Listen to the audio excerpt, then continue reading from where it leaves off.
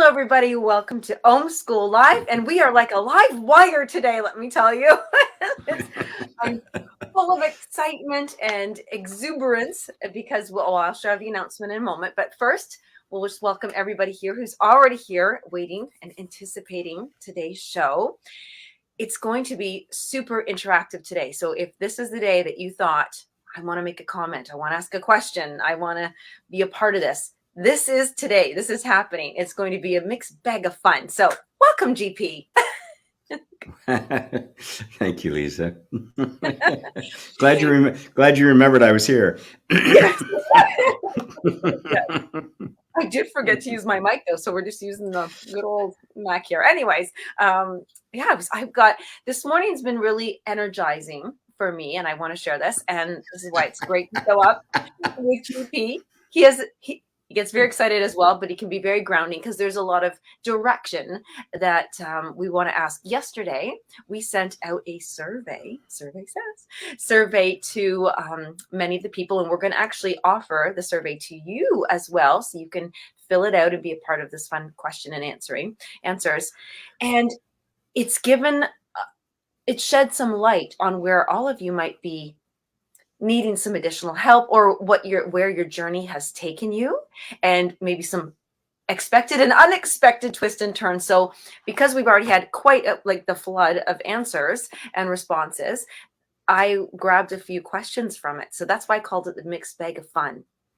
You see, if you don't know unless we ask, we don't know where people are. And that's the same with self-inquiry, right? If we don't ask and look, we're not going to know either. And so everybody, I did put the link in there. It's gpwalsh.com/survey if you do, but don't go yet. Stay for the show, and then you can do it after. The link will be there. Filled out the survey. Yes. Oh, did you? Wonderful. So we've got some people already. I can't help but interact. I'm so excited about doing this. I was going to go with the theme earlier about expectations. Like, what do we expect to happen in life, good or bad, helpful or not, what we want or what we don't. And I am going to thread that through, because when we put out the survey, we are asking questions like, when you started this journey, did you expect to start this journey? Are you where you were expecting to be? Were you expecting to be further? Did you want to have different answers, more answers? Definitely different answers. So GP, one of the big ones that came up, some answers in the survey about the spiritual path and why we're even on it. And do we like it? Are we going to continue it? Do we even have a choice? Is when you're a teacher in non-duality, and I don't always go there, but it's always in the background. I always say to you, you let me off the hook when we talk about non-duality. I feel like, oh, thank God I don't have to fix that, deal with it. It's not even my problem. But that might be too far. Can you share with because some of the answers came in, it's like when they're on the non-dual path, they were feeling, okay, good, I don't have to solve anything. That's not intellectual. It's not for my brain to figure out. But then you kind of get left feeling lost. Like, well, what do I do then if I can't or not supposed to do anything? What's my role? Where can we help ground somebody in there? Well, if you look at the body of works, the sutras of the Buddha, about half of them are dedicated to non-duality, to emptiness, to the true nature of all existence as emptiness. And the other half are all about how to live a good life, how to be ethical, how to be moral, how to take care of people. They have the precepts: don't kill, don't murder, don't lie, don't deceive. There's a moral code there. The difference between that and like the Ten Commandments is that it was to be used as a way of examining things, and not just take it at face value. Okay, I don't kill. I'm sure nobody here has ever killed anybody, right? And I am sure, though, that there are some people here who don't eat meat for the same reason. Right? But the reality is that whether it be a meat or a plant, we have to kill something to live.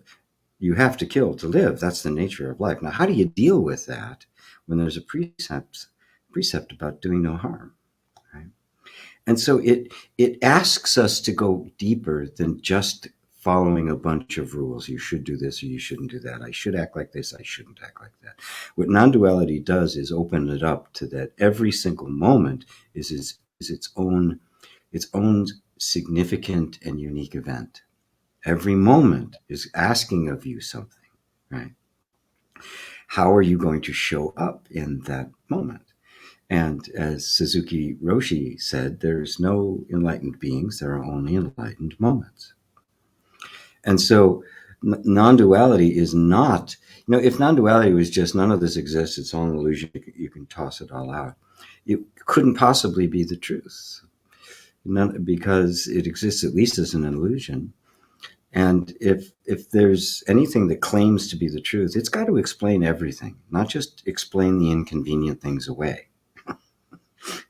Well, they don't exist, so you don't have to worry about it, right? It's got to be a comprehensive cosmology, basically, that explains absolutely every aspect. This has been the whole point of culture, for in its purest form. It's the whole point of myth. In addition to informing one as to the deepest principles, the deepest truths, it's also informing us how to live with each other as human beings.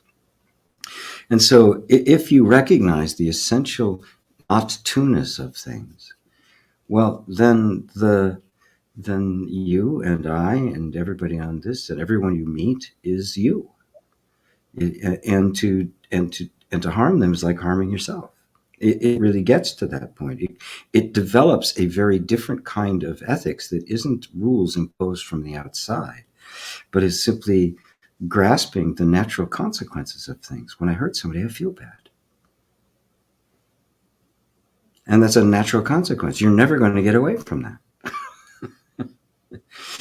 Within the pure non-dual teaching, there is neither past, present, nor future, so there is no time. When you implement that in the world, in this world, you get cause and effect. You get relationship. You also get music and dance and and poetry and so how do you can't separate the two. That's the whole point. Non-duality is not any kind of, it's not something else. It is seeing things as they actually are.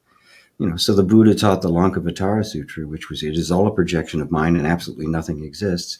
And he also taught the Four Noble Truths of suffering. The way, what suffering is, what causes it, how it can end, and a path to that end. Now, one would look at that and go, that's contradictory. But it's not. It is, in fact, the most, it's diamond-like in its precision and its beauty. I'm trying to see now. There's bliss and consequences there. I want to go with on both of them because there was. It's going to be easy to come back to bliss. So let me go into consequences. We'll do the difficult part now. So that's a tricky. One of the surveys came back to is also the consequences. You just said that there are consequences. There's cause and effect, and we cannot have bliss. Like, I don't know if you said that we cannot have bliss without consequences, but we feel it when another is suffering, especially if we are the cause of it, or are we the cause of someone else's suffering, or are we play a role? And I'm going to bring up this to everybody. This is about parenting.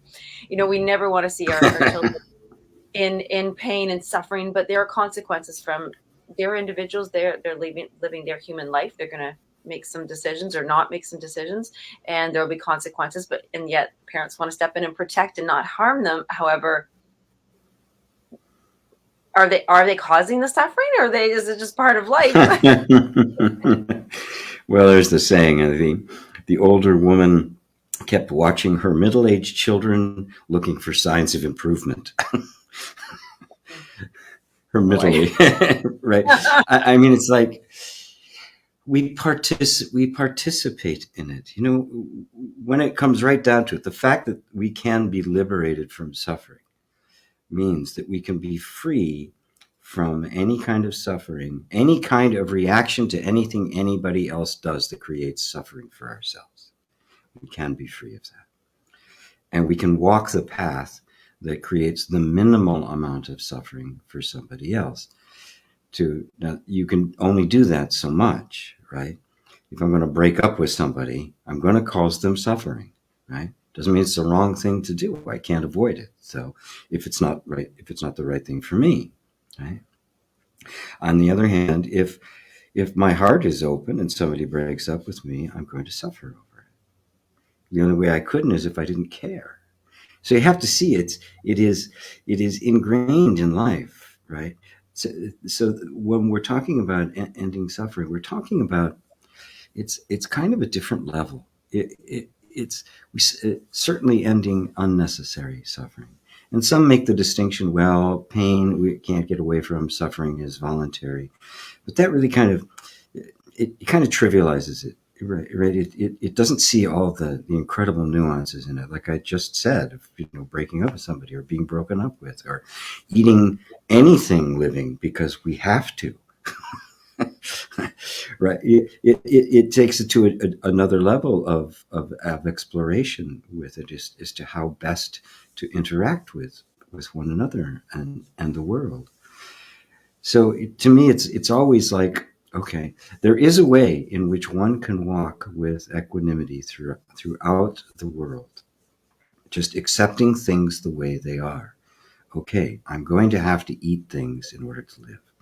So I'm going to choose to eat plants, right? Because that does the least amount of good of bad that it possibly can, and they do seem to suffer less than animals. I'm not sure, but they seem to, right? They give their fruit to me every fall and stuff. So I guess if it falls down, it's okay. No, And like Walsh. and when we recognize this is as good as we can do, it falls into the realm of grace. It's like, oh, this is as far as I can possibly go. And this hooks us up spiritually and emotionally and energetically to the whole mystery of the human birth. I mean, really think about it. Where the hell did this come from? We like to think about karma and all that sort of stuff. But yeah, but I go back far enough. Where in the world did this all come from? With its extraordinary beauty and the wonder of it, and the oatmeal I had this morning is brain cells now. I mean, come on. And it's all the same energy, right? It's all this. I mean, when you get down to the essence of it, it's all exactly the same substance in just an infinite number of forms. You have to just kind of go, what? And so our our interaction with suffering becomes a deep spiritual quest, as it did for the Buddha. That's the whole symbology, the metaphor behind it. He went to seek the end of suffering. What was the cause of all this suffering? And it's what turned him into the Buddha. Yes. So we should do the same.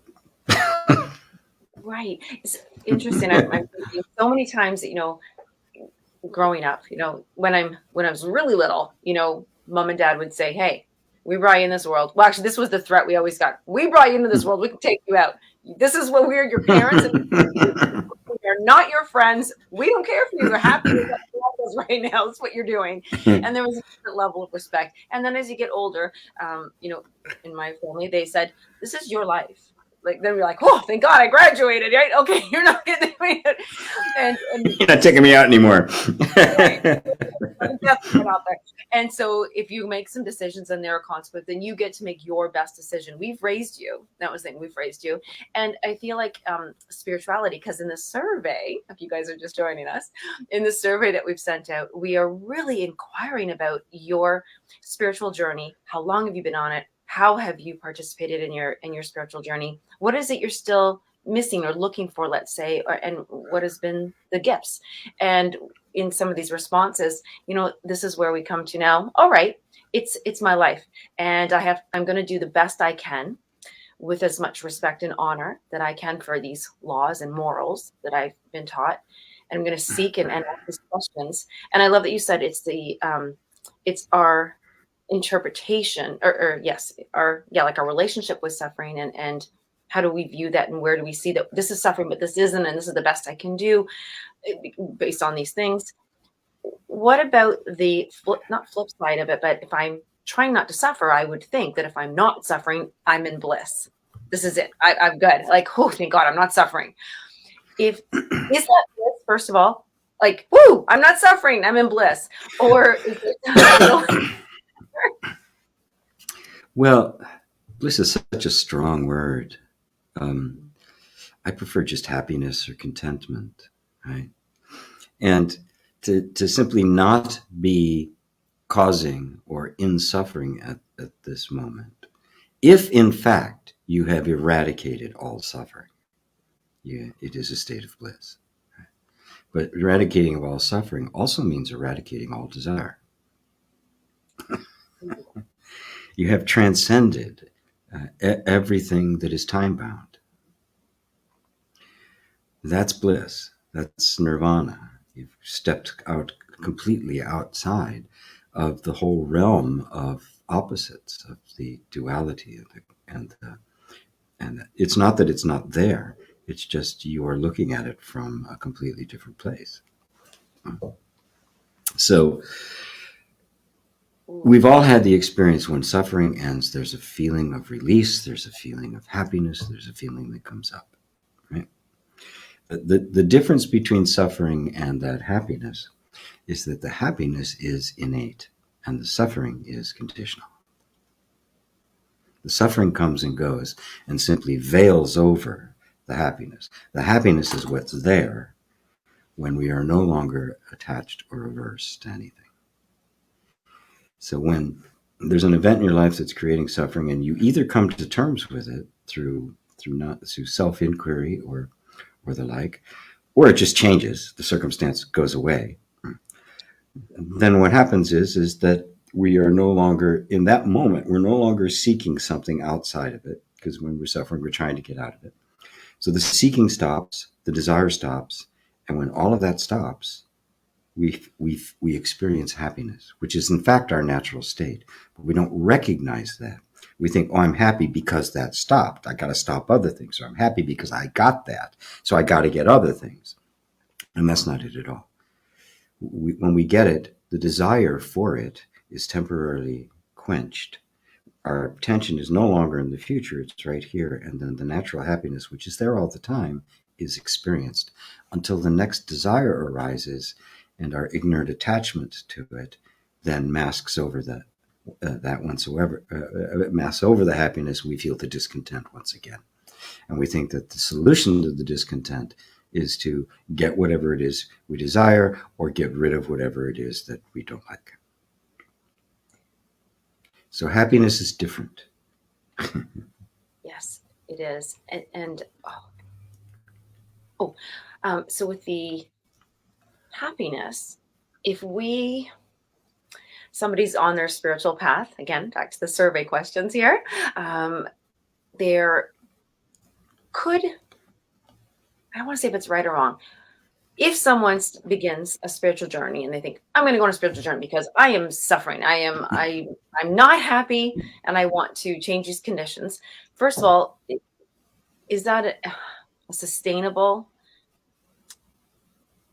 Sure.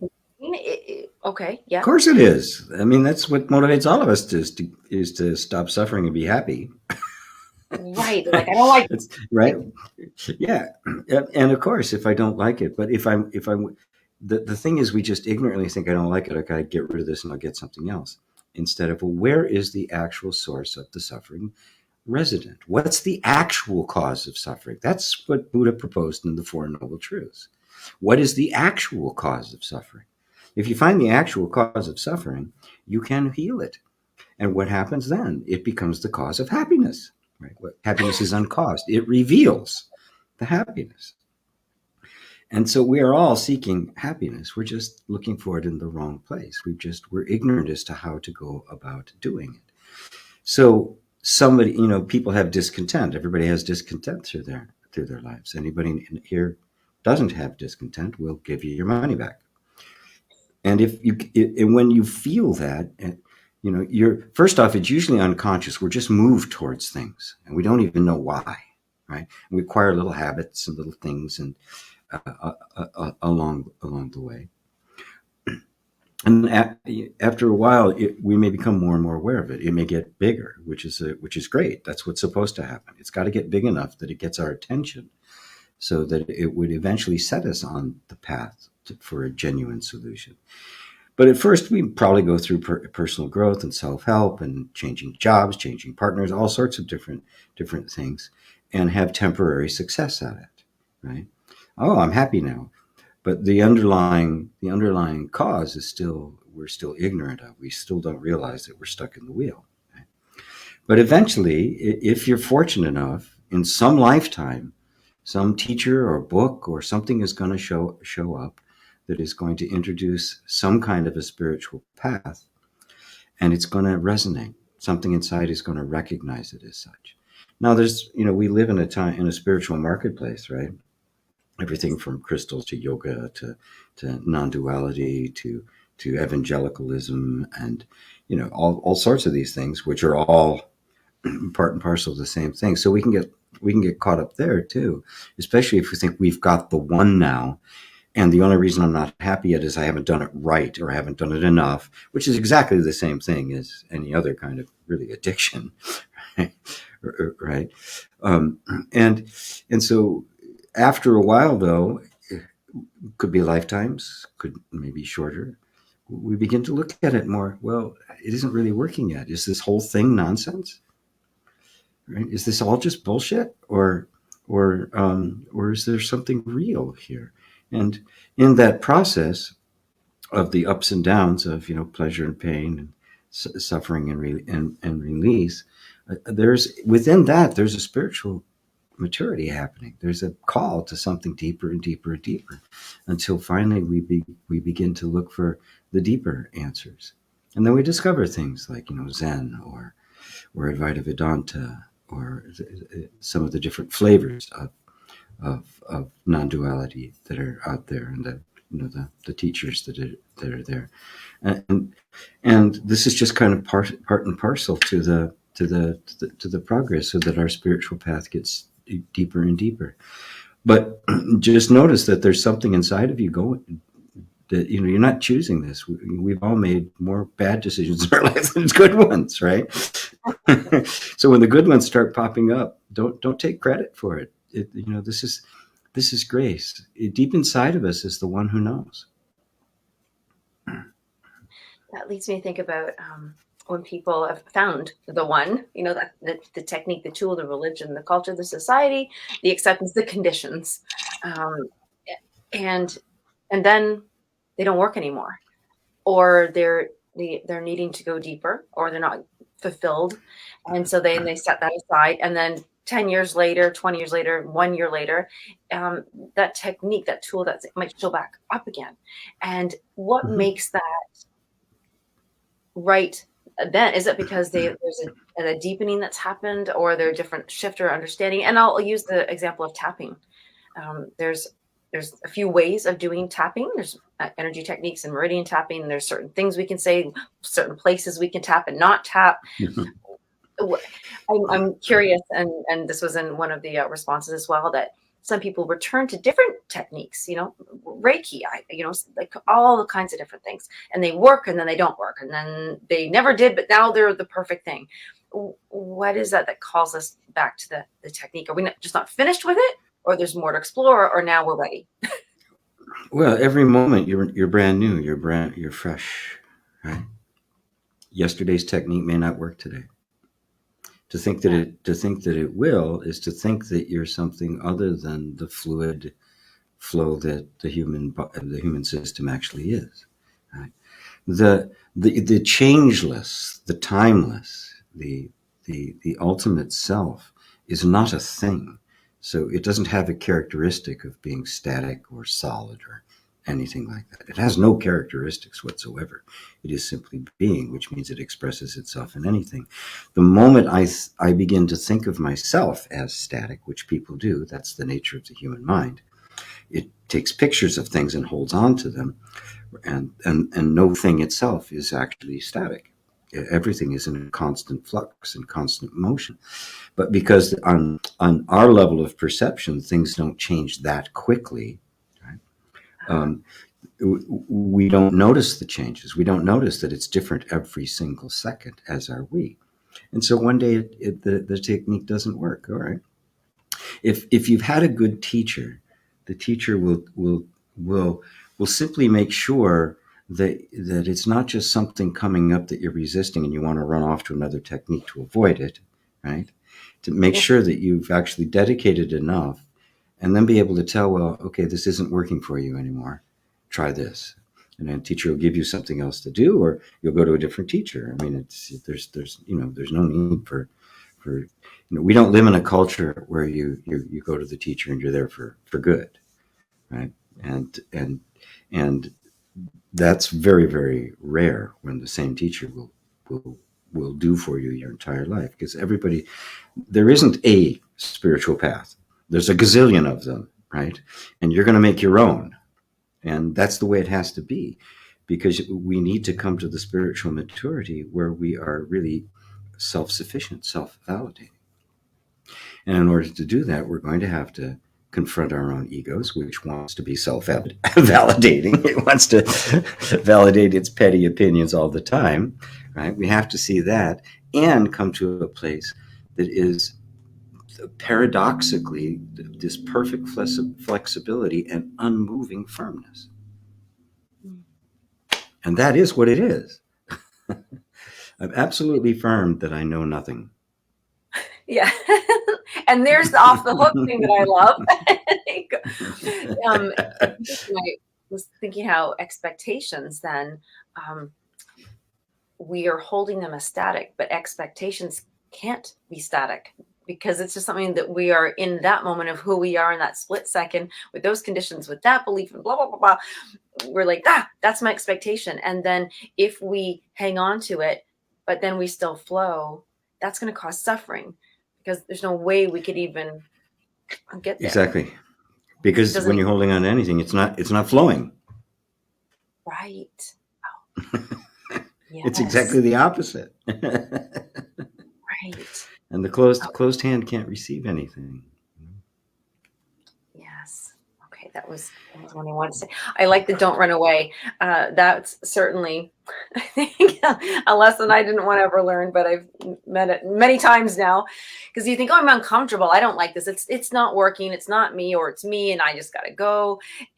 There's that want to run away. But if I like that you said there's a certain time that you give it to do the self-inquiry work, and if you have the right teacher to stand there with you as you explore that, to be able to have discernment, to use the wisdom to say, yes, yeah, no, for real, that's not it.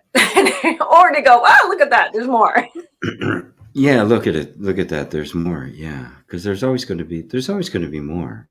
The best teachings are perennial. They keep coming around and around and around. And our variations on them will be innumerable, which is why sincerity, earnestness, honesty are absolutely critical. We have to be willing to go, no, I'm just trying to run away from this because I don't like it. So I want to run off to the next technique, the next shiny object, the next cool teacher who's appeared on the scene, right? Because underneath it's really there's this thing that's just really difficult for me to face, and I need to face it or find somebody who can help me do that. And sometimes it could be a self-help technique, it could be a visualization, it could be therapy, right? There are no rules here about what's going to work for you, right? Except honesty and persistence. And kind of a Zen mind, beginner's mind. Yes. I have a confession that breath work has been something I have to continually go back, and I always get more from it. And it's the most simplest thing, and it does so much, but it's my missing piece. So, that just keeps showing up again. And I'm like, come on, you again, breath work, really? And then I love it. Really? I love it.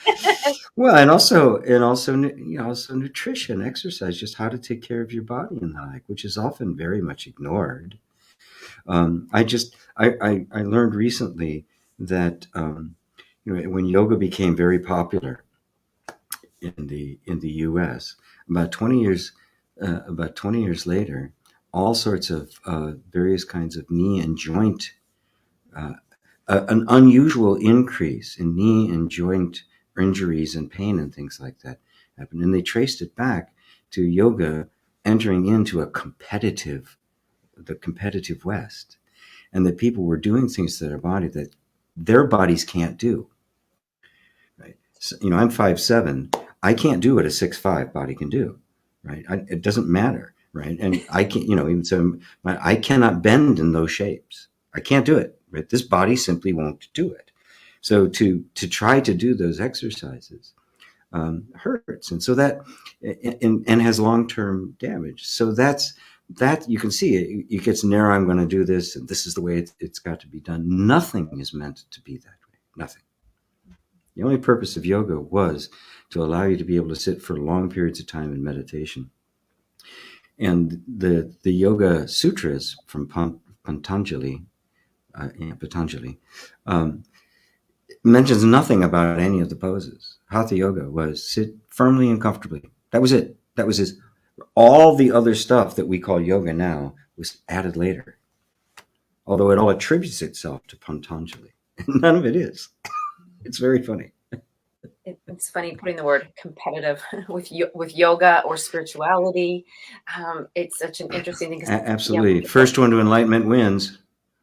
Yeah, when it's like, well, I'm more spiritual than you, and I thought you were a spiritual person. And there's this idea. Again, another survey says, no, I have to do that for you guys who watch Price is Right. So, or not Price is Right. Keep saying that. It's Jeopardy. That's why. It's like, this is not matching up for me in my brain. All right. Yeah. So survey said, it's called Family Feud. Oh my gosh. GP. It's Family Feud. The survey says. That's what it is. Okay. Anyways. I don't know any of them. It's that in that our ego, so along the path of spirituality, sometimes we jump on it because we think, oh, wow, there's that person, and I like them. I like their morals. I like how they're living. I like what they're getting out of life. I'm going to be a spiritual person. And it could start off just like that, but then it could be competitive. Like, oh, they did what? Well, I would never do that. I'm more spiritual, or I've been doing it longer. I have to be better at this. So there's no as we continue our spiritual path, how do we do our little ego check-ins, to make sure that, well, I guess, yeah. Well, have a teacher. Okay. Okay. Yes. have a teacher. That's one good way, right? If there's somebody there kind of looking over your shoulder, have a sangha, have a group of people that you trust around you, right? That can spot things and gently help you. That you can even ask for help. Say, look, I don't know. Is this my ego? Is this? You can even ask for it, right? And of course, the ego doesn't want to ask, so it will avoid teachers and the sangha. Because then somebody might actually challenge these deeply held beliefs. And the other is your own meditation practice. The simply to getting to know yourself, so that you can begin to discern the various flows of thoughts and feelings and images and memories, how they are being interpreted. If a memory comes up and you immediately feel the need to justify yourself, that urge to justify is the ego trying to make a position. You go, oh, geez, look at it. There it is. What actually did happen? I don't really know. And at that point, the inquiry will go deeper. It is no longer just trying to take a position to make yourself feel good. And this is the fruit of deep spiritual inquiry, if you're willing to do it. Most aren't, unfortunately. I love that you said that, not just trying to make you feel good. Because sometimes, and I'm very guilty of this, I'll jump to, well, I'm not trying to fix anything. Like, fix is different than feeling good. So, I love that you said it's not just Because yes, if we're like, okay, I need to explore this because I don't feel well. I'm angry. I'm, or justifying. I'm on defense. I'm taking a position. And then if you go to just feel good, you're going to strengthen the position, the validation, it's just strengthening it. So Right. that's interesting to say. It's not just to feel good. It's to truly understand and see how things are We're being here for interpreted. the truth, not necessarily to feel good. We're here for the truth. Right. Yeah, And that's oftentimes, if we have that as our goal, it'll help us go through all the times we don't feel very good. Because what we want to get to is the happiness that is unending, not just a temporary position that gives us some relief. We want to get that's the deeper meaning of bliss. It is contentment that has no end. Oh, I like that. Yeah. I do feel good from hearing that, but no, that aside. Well, yeah, um, but an hour from now, something will come up and you won't feel good. So those feelings, in and of themselves, are not really trustworthy. They too need to be examined. Am I feeling good simply because things went the way I wanted them to? Which means when they don't go that way, I won't feel good. Is that the eternal bliss? Don't think so. that's a great way to identify. We know how to spot the things. So what I would love to do right now, I knew the time was going to fly, so I had to be sure I looked at it. So first and foremost, this survey I'm talking about, everybody, I would love for you. I'm inviting you to come fill it out yourself. Just a few questions, and feel free to give as much detail or not as you'd like. And super easy link. It's just gpwalsh.com/survey. Super easy. And if you're on the light letter list, you would have already got this. So if you missed it, you can go there, or even a bigger invitation, come get onto the list. And then you get all these fun things that happen. And if you're not on the list, what's the matter with you, huh? And you can get on the list just by going to gpwalsh.com, and then you're on the list. However, for now, let's do the survey. The survey is really fun. It's very valuable to us. It really helps us out for, first of all, finding out show topics. What are we going to talk about? What are we addressing? How we help? How can we help? And where are you really excited to share? But we don't know your path. Maybe your path is that you'd like to teach and share as well. So big invitation there. Secondly, if I may take this moment, GP, you mentioned, I like this right away. If you're on your spiritual path, there's a couple steps. One of them being to find a teacher. Second one, have a group around you, a sangha, the looking class, and then do your self-inquiry and your practice. So that is my next one. If you are not quite yet familiar with GP, or just here, you're first time in, or you're new, or you're not quite sure, and you've not had a private session, I am going to suggest that you book in with GP to have a private session. It's like, I'm doing my private sessions almost live here, but I'm not getting, super deep and personal enough, but you have that opportunity to really do the deep inquiry that perhaps you don't know how, or you're afraid of, and it just hurts. So I do encourage that. Again, gpwalsh.com, you can book that. And then we do have the looking class, which runs every Wednesday, and it is a group. We have a lovely group, and I'm biased. And that's where we get other people to just support us. And even if you listen, it's a wonderful place to be. That's a subscription program. It's only $97 a month, and that covers all your Wednesdays, and you get the replays. So with that being said, I want to see about some questions and stuff that is coming. There's the looking class. Yes, gpwalsh.com/LC. Super easy. And then we can see you next week. Maybe even bring up some of the stuff that's come up from the surveys. We've had so many responses. I'm so grateful to everybody who sent them in. Okay, and that was our team that created the survey. So thank you, team. Hello, everyone. Here, let's bring in some questions. Faith is here. We don't often get to see. All right. Where is it? Ava. Did we get one? Yeah, I think we did, Ava. Yes, I think we got yours. And then I filled out the survey, even hoping to receive. Oh, a call. Look at that. We got. All right. I don't know if this is related, but I hear you and other teachers say, sit with your fear, with your emotions. How to invite these feelings as guests, as Rumi say. I love you. That was her today. Yeah. Well, yeah. If you're with a teacher and the teacher says sit with that, you'll do it because you trust them, right? And teachers do need to earn your trust. Don't pick a teacher by reputation, right?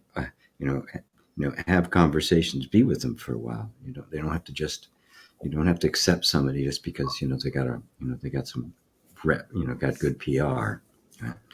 But what it means is that it's become cliche now, right? I mean, when I first started using it, 30 years ago, it wasn't so cliche. Now, oh yeah, sit with your fear, and your emotions and the like.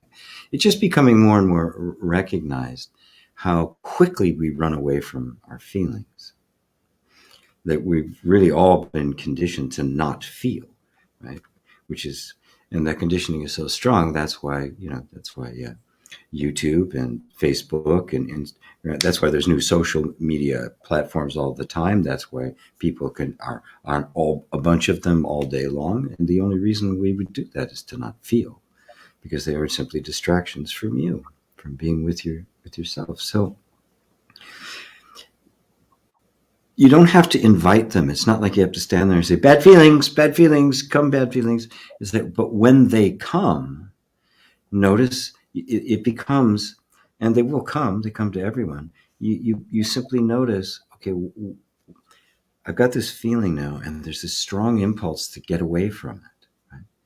So let me be, what's that about? Do I really need to get away from it? Is there really something of danger here? Is there anything really to be frightened of right this moment? Or am I experiencing a trigger from somewhere long ago, which means that I'm not really present in this moment? And what if I just stay with this for a little bit? And you'll feel this very strong impulse to want to get away from it. Now, if you feel something like a fear that comes up and the impulse to get away from it, and you can stand and look at it, it means that you are looking at this, at a trigger, at a pre-programmed response that has been active in your life for probably your whole life. And it's been unconscious. It's been forcing behaviors that haven't been good for you, denying you things that you actually want because you haven't been conscious of it. But when you're standing there and you look at both what has come up and the way the system wants to react to it, you have created a gap between the event and the response. And it's only in that gap can a healing take place. This is only, and that what sees the gap is the awakened consciousness. It is the awakened. That's the Buddha. I mean, Buddha simply means the awakened one. Whenever I experience anything, then I'm seeing things as they are. In that moment is, remember, there are no enlightened beings, just enlightened moments. In that moment, you're the Buddha. You see it. And at that point, there'll be a real strain in the system because the body wants to get away, right? It's been trained to do that. And so if you go, okay, well, the fear's here, and get away. Now I know I can get away if I need to. So if it really gets bad, I'll just get away. I know how to do that. So I'm just going to stay here for a while and see what happens. Right? And over time, that gets bigger and bigger to all of a sudden you have the freedom to kind of drop these old habits, and brand new ones can emerge. Ones that are much more progressive, much more aligned with where you want your life to actually go. They're no longer programmed. They're no longer unconscious. You're actually at that point a conscious being a real moral agent that has some say over your own future. Prior to that, you don't have any say over it. It's pure programming, and it goes all the way back to, you're 3 years old, for crying out loud. You can't decide anything. And this is the process that genuine meditation will take you into and through, because on the other side of that gap is freedom. The freedom with a clear-sighted vision that says, I'm going to go this way because this way is towards love and openness and abundance, and this way is just towards unconsciousness and bondage. But you don't know that till you see it. And so the willingness to be with the uncomfortable feelings is what opens the door to being able to see it. The willingness to not immediately run away is the first awakening. In that moment, you are an enlightened being. Ain't that nice to know? I'm going to actually say this right now. I love that. That was so beautiful. I really have to go back to hear one of those, but I'm going to put this out right now. If anybody wants to comment, from triggered to a moral agent, from being triggered to being a moral agent. I think that is a beautiful workshop to do, because a lot of we all have our triggers, but I love how you very gently shared and just taught us that a trigger is a pre-programmed response. So please don't think like, oh, I get triggered and I've picked up this. I've decided that this is the trigger because it's not right, and I'm going to get hurt by it. So everybody else has to tiptoe around me. This is the. I know that people really have a. There's quite a little ego around triggers, and so I really loved how you Yes. shared what the trigger was, and then to becoming a moral agent where you are in control here. You've got your own because you now see it. And so I think I know that we just ran the coherence process. Nobody needs to understand what that is. If you don't know, that's okay. But I do know that that would be a process that would assist in going from trigger to being a moral agent. And if anybody's like, hey, I feel like I want to do that. I want to know how to not run away and be able to sit with it and feel love and safe, and then figure it, like just not figure it out, but just to witness it and have that enlightened moment, perhaps. Just put a comment if you're interested in that. I'd love to hear that. And then Fernando has got something to say here. They say they say you get They better at say. what. I love that. Just from your experience, does living from the real self light at the center become second nature after years of constant practice? I know. Are you guaranteed stamp of approval here, certified? If you just but it does continue, or will it always remain a bit elusive and fragile, like it is in the beginning, like it is in the beginning, which could also be the beauty of it. Very true. um, well, yeah, anything you do consistently, you're is going to become automatic, and that's what I mean that you get better at it. You can also get better at bad habits, right? Because anything you do consistently, the nervous system is just a machine. It just learns and repeats and automates, right? So if it's something you're doing all the time, it goes, oh, this is important. I guess we're just going to make this automatic so it doesn't have to think about it. And that's when you get habits. That's what a habit is. You can have good ones or bad ones, right? You can have good ones. We all know how to talk. That's all a good habit because we did it over and over and over and over and over and over again, or ride a bike or anything like that, right? So when you're talking about living from the real self, it's a bit more subtle. First, there has to be a realization, right, of that there's more to this than just improving myself and just getting better habits and more consistently. Now, that's always going to be the case when you're talking about the human system. It's always going to be that way because it's a habit making machine. That's how it works. That's how it's successful. It's adaptive. And so it gets a new environment and creates stuff to keep that to sustain you within that. That's the way it works. Right. So the interest in a light at the center, the real self, right, is emerging from the light at the center, from the real self. That you can see that can't possibly come out of habits and conditioning. A machine can't do that. The big praise for Chat GPT and AI and all of that, right, is it looks as if it's creative, but in fact it isn't. It's just really sophisticated at how it takes existing information and reorganizes it in a way that looks like it makes sense.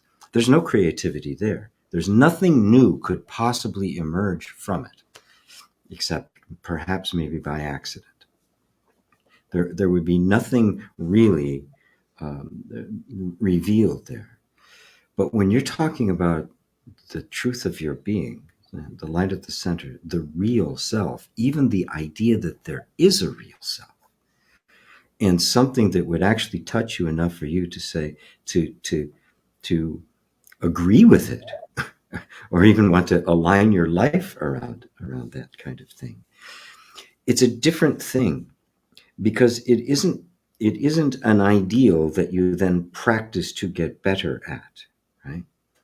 It is an ideal that drives the practice to become more like it. Can you see the difference? One, you're trying to become the self. The other is the self taking control over experience and making it reflect the self. Because the self is not something you become, it's what you are. And the discovery that that is what you are will have the impact of reprogramming the entire system. And it will seem as if that it's a habit you're relearning, right? Because that's the way the system learns. But it's not, but it's being governed by something else completely different. And so the true self is never elusive, and it's certainly not fragile. The truth is not fragile. You can't break it. It's the truth. The substance of it is such that you can't change it. You can't do anything to it at all. It's absolutely impermeable. And it is only elusive when we're looking in the wrong place. It's elusive because we don't know to look to ourselves. The last place we think to look for the true self is you. You want to see the true self? Look in the mirror. That's it. And everything around you, every tree, every flower, every dog, every mosquito, every drop of rain is the self. It is not the creation of the self. It is the self. For the self is not a person. It is literally the substance of everything. It is the fundamental particle, if you will, which is not a particle, out of which everything is made. So you look at a table and you say, well, that's a table. You could also say the table is wood, right? You could say, look at all the wood, and you'd see chairs and tables and all sorts of different things, salad bowls and all sorts of things. On one level of perception, you describe them in terms of a form. In another level, you describe them in terms of the substance from which they are made. They are all wood. Look around it, and if you get everything in existence, they are all the self, the true substance of all things. Yet, to appearance, you could say, oh, that's a tree, and that's a flower, and that's the sun, and that sort of thing. And it's all the self. Does that help? What helped me? Thank you for asking. No, I took so much from that. However, I love that we're revealing. Yes, we're not becoming the self. We're not fighting the self. We are revealing the self and then reflecting that in our habits, the ones that feel most aligned. So that was a few minutes ago, but I like that one. So I had to repeat that one. So thank you so much. Oh, see, it's so incredible how this feedback and these kind of, spurred this on. And I was so excited to just bring up a few of those comments, questions, those shares from the survey. And so please do go fill out the survey and send it on over to us. We so appreciate it. And also let me know if, yes, you're interested in yes, the moral agent. I'm in love with that word right now. Yes, becoming the moral agent. And that's my ego saying, I like that title. Let's do that one. It sounds good. A free moral agent, yes. Free moral agent. I'm going to add the word free here because that's the cherry on top. All right. So, I want to thank everybody for being here. I hope I didn't miss anybody except for there was one. Jessica, did you sneak this in? Hold on here. How do I even know what to say? It's so fascinating, but also scary. LOL. Any words to help with the fears that come up with understanding I am not the body and mind? I'm hoping you just caught those last minutes. And if you didn't, then you want to rewind that just like 5 minutes ago from here. Super helpful. Well, let me add, just let me add that they're going to come up, right? As we begin, if the idea has even come to you and appealed to you and even had an intuitive sense that I'm not the body and mind, right? Then what am I? That question is so dramatically revolutionary. It's so radical.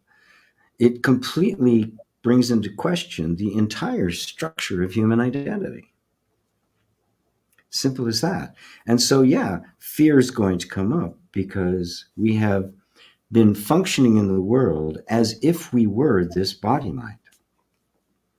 Well, I don't think I am.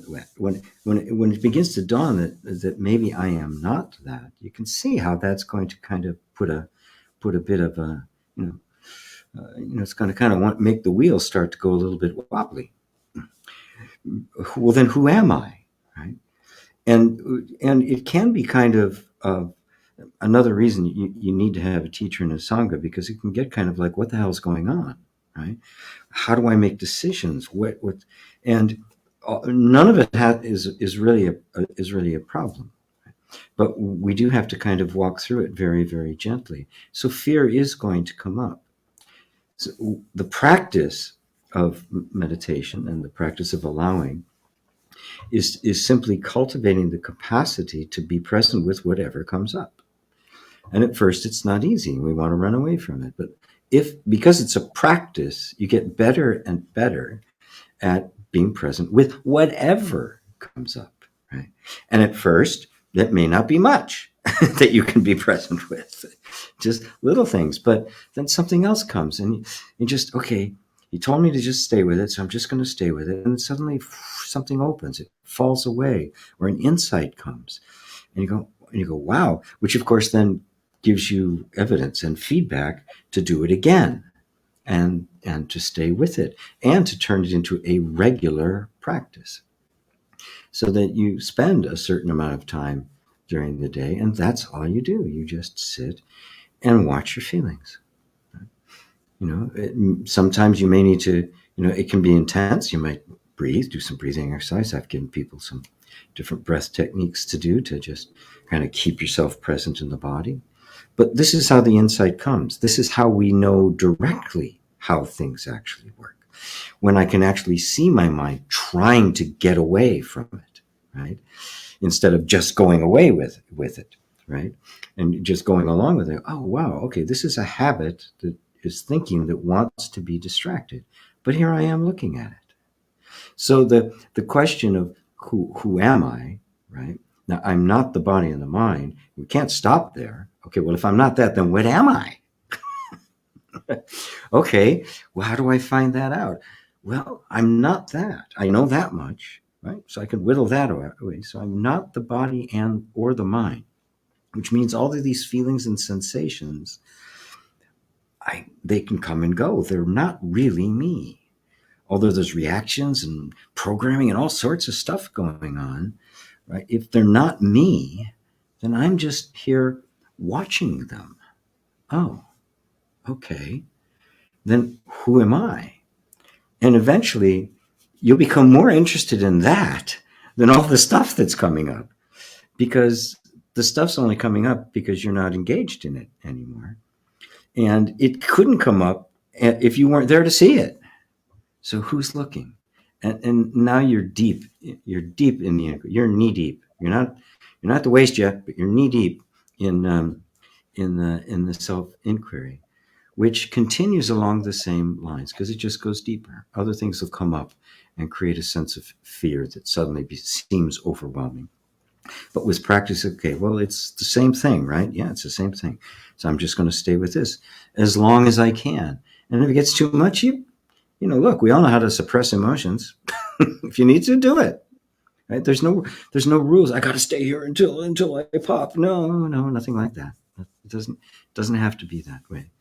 And there are some environments, that's what environments are for, right? When you go to like a retreat, it creates an environment. It makes it easier to stay with it, right? You got lots of support around you. I once did a male initiation ritual. There were 30 men participating in the ritual. There were 70 men supporting it. 3-to-1 people just in layers of support to create an environment in which the deep stuff could come up. Wow, all of a sudden the questions coming in.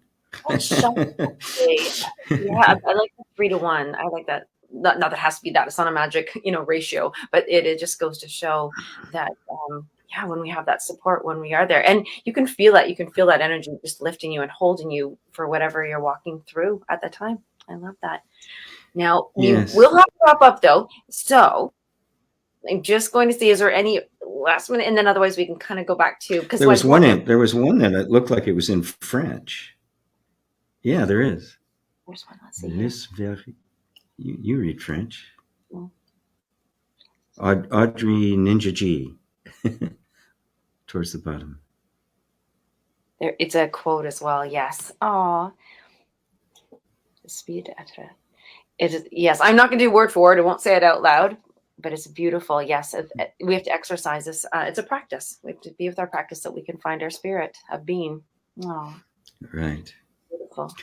Instantly screams, I should get up and go play the drums.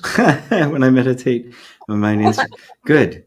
I plan to meditate for longer. So, I like what Plan said back, or said to yeah, do a drum meditation. meditation.